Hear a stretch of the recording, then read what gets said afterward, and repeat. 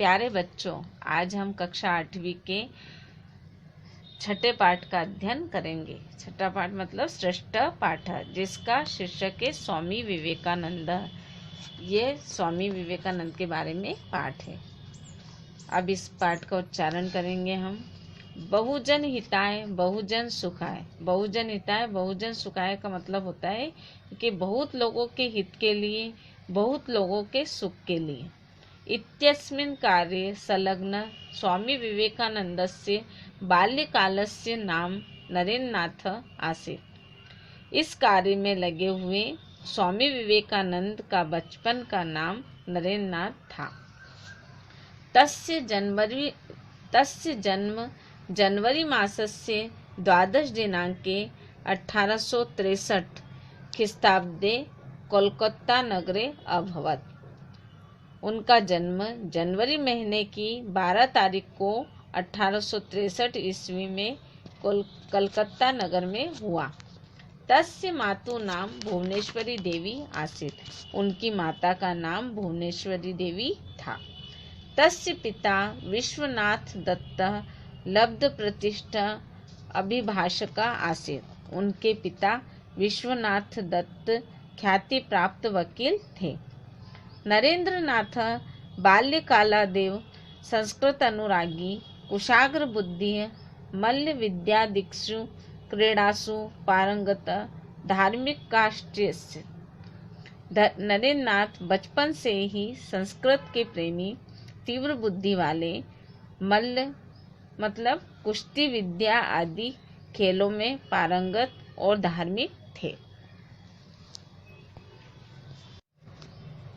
तस्मिन् काले रामकृष्ण परमहंस अद्वितीय आध्यात्मिक ज्ञानपुंजस्य स्रोता आसीत्। उस समय रामकृष्ण परमहंस अद्वितीय आध्यात्मिक ज्ञानपुंज के स्रोत थे। तस्य प्रभावेण प्रभावित नरेन्द्रनाथ तस्मादेव परिव्राजक दीक्षां प्राप्नोत्। उनके प्रभाव से प्रभावित नरेन्द्रनाथ ने उनसे ही संन्यास की दीक्षा प्राप्त की। दीक्षांतरम सह स्वामी विवेकानंद इति नामना प्रसिद्धो अभवत्। दीक्षा के बाद वह स्वामी विवेकानंद के नाम से प्रसिद्ध हुए। ततः सह स्वीकीय ज्ञानदीप्ता सदुपदेशे जनान् आध्यात्मपरायणम् अकरोत्। उसके बाद उन्होंने अपनी ज्ञान की ज्योति द्वारा सदुपदेशों से लोगों को आध्यात्म की ओर अभिमुख किया। तत्व अवधारणा आसीत् यत् प्रेम्णा सत्येन पराक्रमेण च कार्याणि सिद्धन्ति। उनकी अवधारणा मतलब निश्चय था कि प्रेम, सत्य और पराक्रम से कार्य पूरे होते हैं। तत्कुरु पौरुषम, उसका प्रयत्न करो। आत्मभावस्य विकासः एव कर्म, आत्मभाव का विकास ही कर्म है। अनात्मा भावस्य विकासः एव कर्म, अनात्मा भाव का विकास ही अकर्म है। दौर्बल्येन किमपि न भवति, दुर्बलता से कुछ भी नहीं होता। अतः सबलो भव, इसलिए बलवान हो। जीवन से अर्थ उन्नति रमस्ति, जीवन का अर्थ ही उन्नति है। उन्नति तात्पर्य हृदयस्योदार्यम् अस्ति। उन्नति का तात्पर्य हृदय की उदारता का गुण है। परोपकारः एव जीवन गति है, परोपकार ही जीवन की गति है। स्वार्थ भाव एव मृत्यु, स्वार्थ भाव ही मृत्यु है। प्रेम भाव एव जीवनम, प्रेम भाव ही जीवन है। द्वेष भाव एव मृत्यु, द्वेष भाव ही मृत्यु है। प्रेम भाव एव भक्ति, प्रेम भाव ही भक्ति। ज्ञानम मुक्ति शास्ति, ज्ञान और मुक्ति है। प्रेम विना नेदम, यदि जो मोपास्ते, प्रेम के बिना वह नहीं है जिसकी उपासना करते हैं।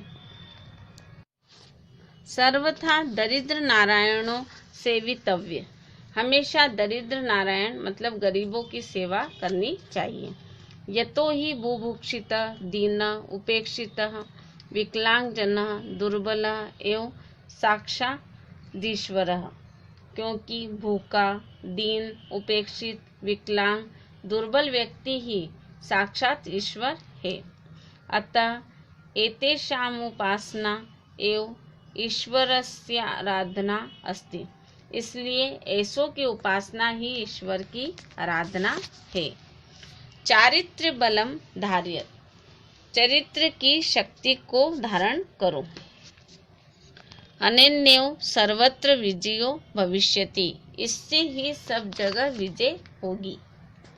दाता भव, दाता हो मतलब दान दो। प्रतिग्रहणस्य कामनां मा कुरु, प्रतिग्रहण मतलब दान के बदले ग्रहण की कामना मत करो। वसंत वल्लोकी हितम चरत, बसंत के समान संसार का कल्याण करो। बसंत मतलब बसंत ऋतु के समान सब संसार का कल्याण करो। परोपकारः परम पवित्र कार्यमस्ति, परोपकार परम पवित्र कार्य है।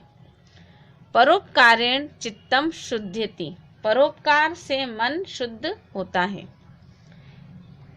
अनन्यो ईश्वर प्राप्ति संभवा, इससे ही ईश्वर की प्राप्ति संभव है।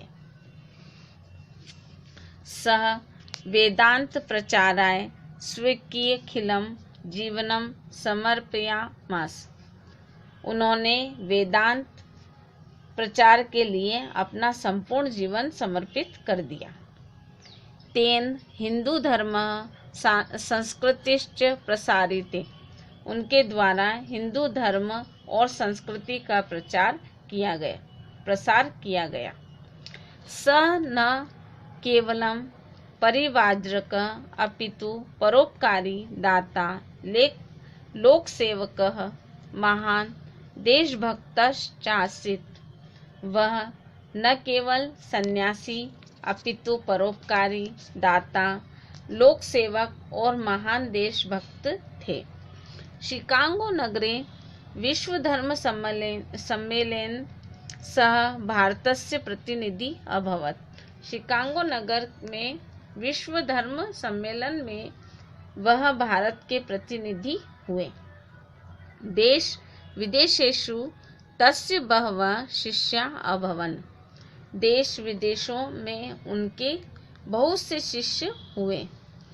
आंग्ल देशीया कुमारी नोबल या अनंतरम भगिनी निवेदिता इति नामना प्रसिद्धा तस्य प्रिया शिष्या अभवत्। इंग्लैंड देश की कुमारी नोबल, जो बाद में बहन निवेदिता के नाम से प्रसिद्ध हुई, उनकी प्रिय शिष्या हुई।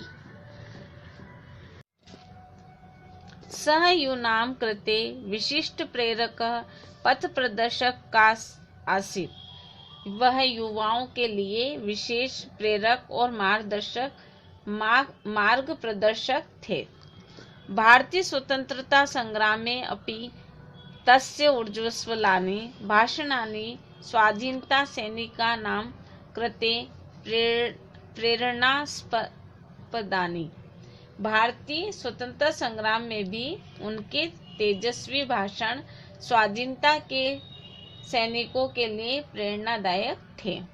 उत्तिष्ठ जागृत, उठो जागो, प्राप्य विराग्नि बोधत इत्युपनिषदः ध्येयवाक्यम स जीवने आधार्यत, उठो जागो और श्रेष्ठ मनुष्य को पाकर ज्ञान प्राप्त करो। इस उपनिषद के ध्येय वाक्य को उन्होंने जीवन में धारण किया। अहिर्निशम ब्रह्म कर्म साधनां साध्यमानः एव जुलाई मासस्य चतुर्थे दिनांके 1902 ख्रीस्ताब्दे सह ब्रह्मलीनो जातः। दिन रात ब्रह्मा कर्म साधना को करते हुए जुलाई महीने की 4 तारीख को 1902 ईस्वी में वह ब्रह्म में लीन हो गए। सः न केवलं भारते अपितु विदेशेष्वपि प्रसिद्धः। वह न केवल भारत में अपितु विदेशों में भी प्रसिद्ध थे। तेन भारतस्य प्राचीन गौरवं विदेशेषु स्थापितम्। उनके द्वारा भारत का प्राचीन गौरव विदेशों में स्थापित किया गया। रवीन्द्रनाथ टैगोर कथयति। रवीन्द्रनाथ टैगोर कहते हैं, यदि कोऽपि भारतीय संस्कृतिं ज्ञातुमिच्छति तर्हि प्रथमं तेन स्वामी विवेकानंद विषय पठितव्यम्। रवीन्द्रनाथ टैगोर कहते हैं कि यदि कोई भी भारतीय संस्कृति को जानना चाहता है तो पहले उसे स्वामी विवेकानंद के विषय में पढ़ना चाहिए।